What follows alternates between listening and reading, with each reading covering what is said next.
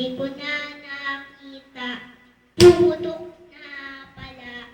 Sayang lang ang pera ko, pambili ng lobo. Kung sa pagkain sana, nabusog pa ako.